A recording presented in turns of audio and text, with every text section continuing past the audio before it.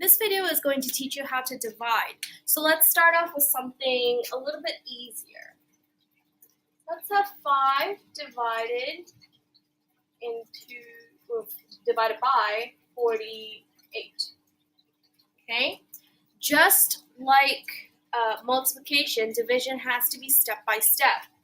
So you ask yourself, does 5 go into 4? The answer is no. So the number for no is 0. 5 can't go into 4, so it's nothing. So when I multiply that, I did nothing to the number.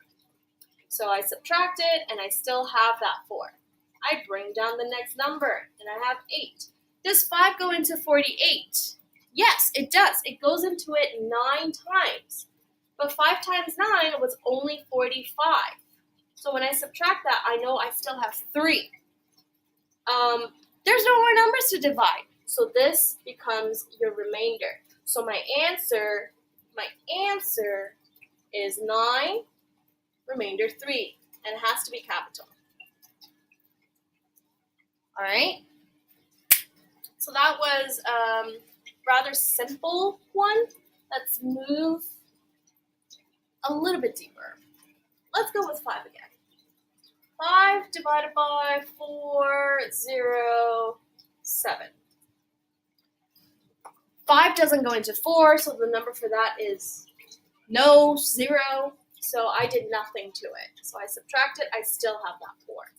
Bring down the next number. Does 5 go into 40? Yes, it does. And that number is 8. Because 5 times 8 is 40. Exactly. So when I subtract it, I have nothing left. But I still have another number to bring down, and that number is 7. Does 5 go into 7? Yes. 1 time. 5 times 1 is 5. So I take it away. I have 2 left over, but there's no more numbers to bring down, so this becomes my remainder. So my answer is 81, remainder 2. All right, let's kick it up another notch. Let's go with 3 divided into 196. 3 does not go into 1, so the number for that is 0. And I did nothing, so take away nothing, I get 1. Bring down your next number, 19 now. Does 3 go into 19? Yes, it does. 6 times, and 6 times 3 is 18. You take that away, I'm left with 1. Bring down the next number. Now I have 16. Does 3 go into 16? Yes. 5 times. And 5 times 3 was 15. So now I'm left with 1 and no more numbers to bring down. If there are no more numbers to bring down, this is my remainder. So my answer is 65, remainder 1. What happens when you have 2 digits? You go through the same problem, but it's a little bit more work on your part. So if I have 13 going into 5, 3, 4, 9.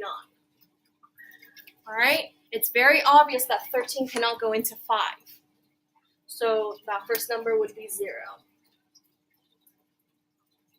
I bring down the next number, 53. Can 13 go into 53? Now, I don't know about you, but I don't know the 13 times table off the top of my head.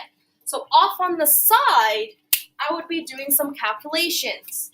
Well, 13 plus 13, that is 2 groups. So it'd be 2 times. Let's see what it is. It's 26.